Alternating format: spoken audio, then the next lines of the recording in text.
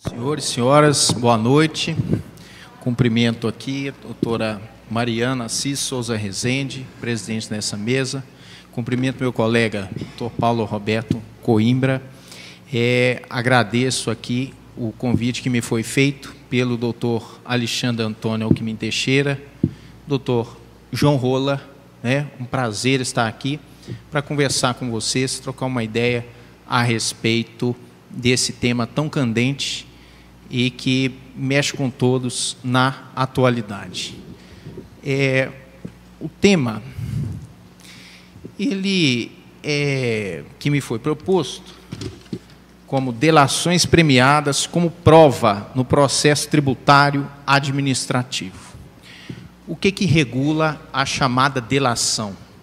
A chamada delação, ela está prevista na Lei 12.850, de 2013, e ali existe o conceito do que vem a ser organização criminosa, bem como são estabelecidos meios de investigação e, dentre eles, o meio de obtenção de prova, chamado colaboração premiada, que está ali de maneira bastante exaustiva, mas ainda de forma confusa ainda, precisa de ser aperfeiçoado o Instituto, mas o que nós temos é uma legislação que aborda explicitamente e traça requisitos, coloca ali as condições, a admissibilidade, a homologação, as consequências jurídicas, dentre questões processuais.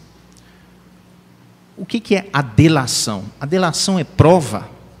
A delação não é prova. A delação é um meio de obtenção de prova, tal como é meio de obtenção de prova, uma decretação de afastamento de sigilo bancário, tal como é, por exemplo, uma diligência policial de prorrogação do flagrante, a chamada ação controlada, em que não se faz o flagrante num primeiro momento para fazê-lo com mais sucesso num segundo momento. É um meio de obtenção de prova.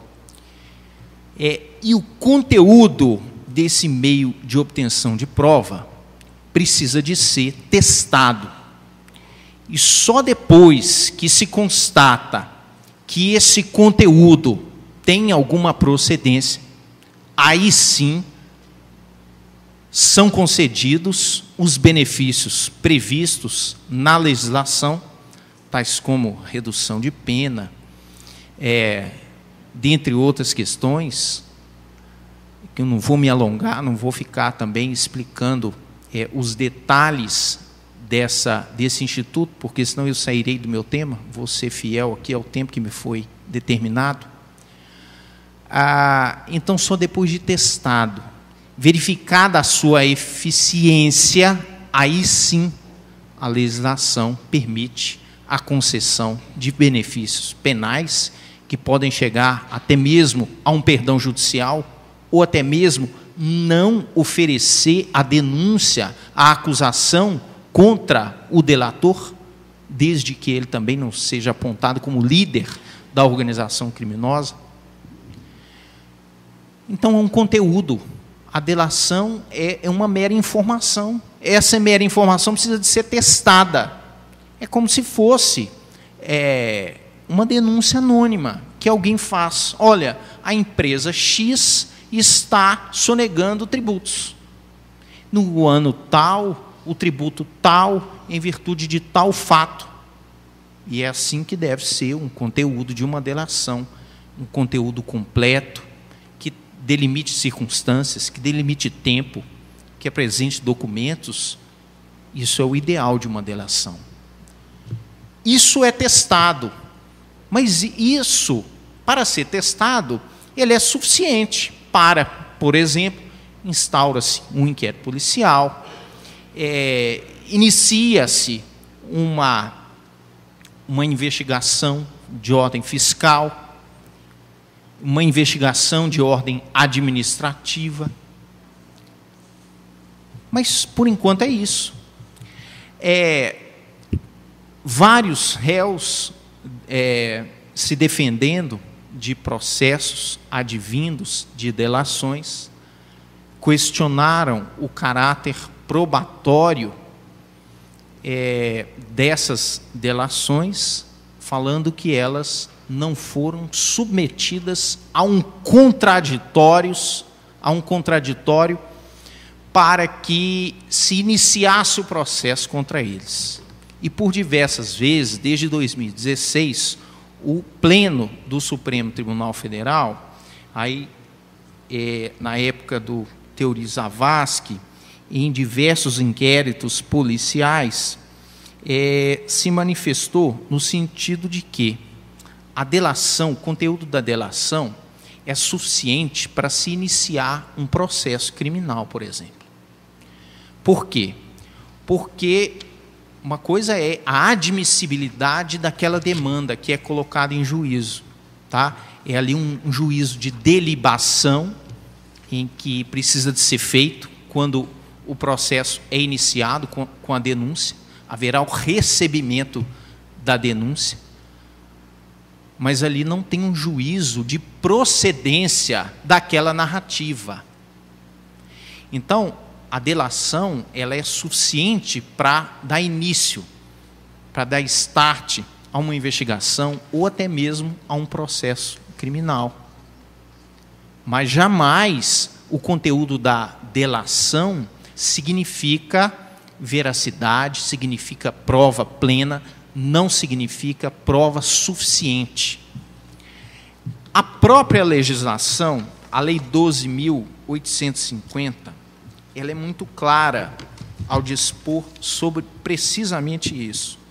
Parágrafo 16 do artigo 4º diz que nenhuma sentença condenatória será proferida com fundamento apenas nas declarações de agente colaborador. Então, a lei é peremptória, não deixa margem, qualquer dúvida. E o único diploma que trata dessa questão é este, que trata com mais profundidade.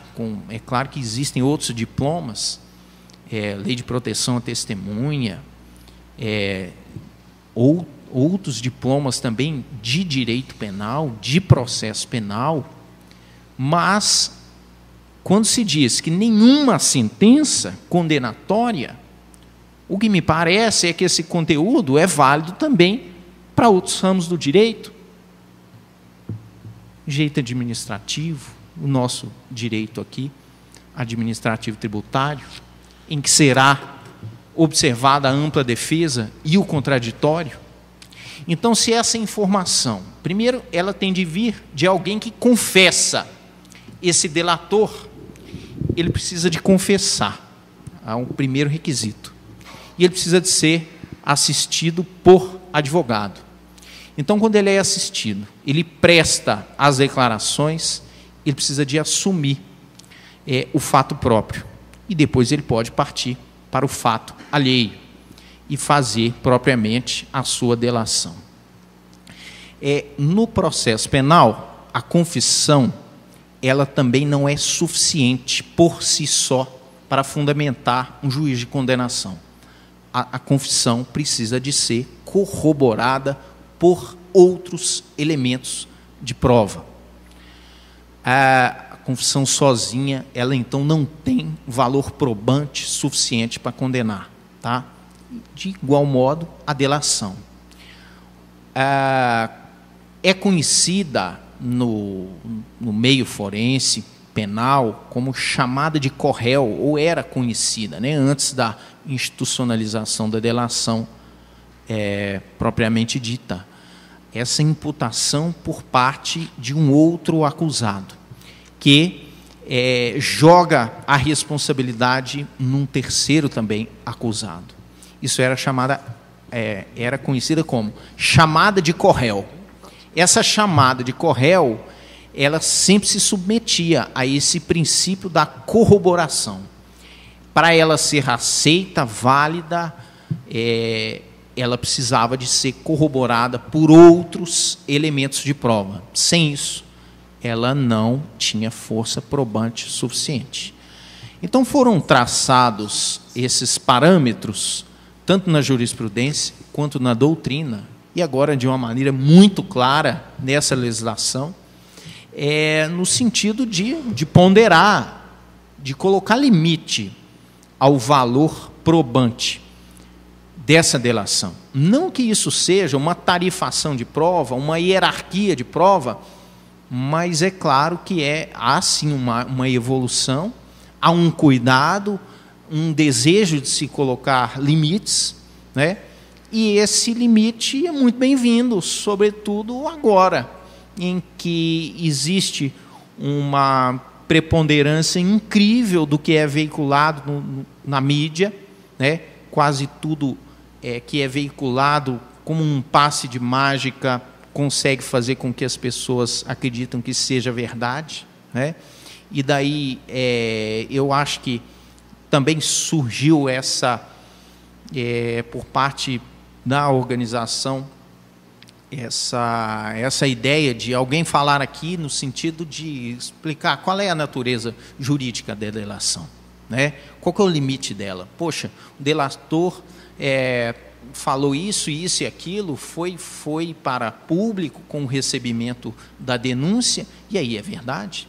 E os processos administrativos tributários, né? Eles se submetem ao contraditório.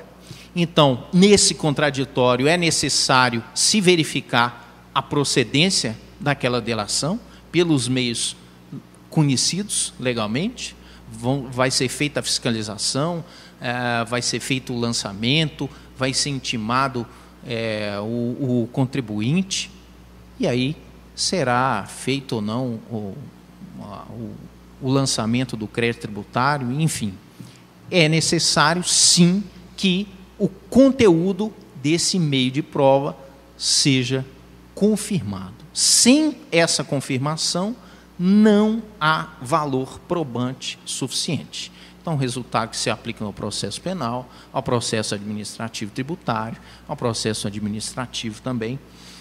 Só para citar aqui um caso também interessante, o caso que ficou conhecido como mensalão do DEM, lá no Distrito Federal, o delator Durval Barbosa, ele fez a delação e ele não conseguiu que a delação fosse aplicada no campo da improbidade, onde ele foi condenado.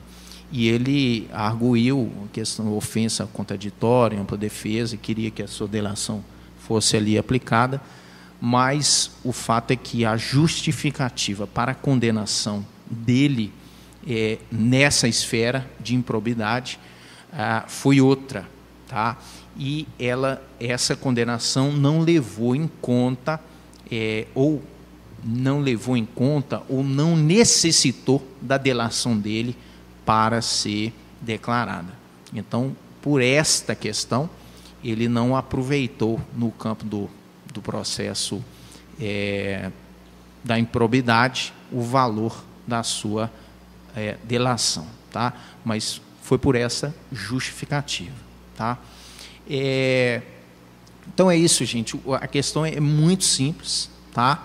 E eu vim exatamente passar essa questão para debater com os colegas. Espero que vocês tenham aqui a mesma direção e que esse mito de que a delação é sempre uma prova inafastável seja sempre abrandado e visto com muita reserva entre nós. Era o que eu tinha para falar com vocês. Obrigado.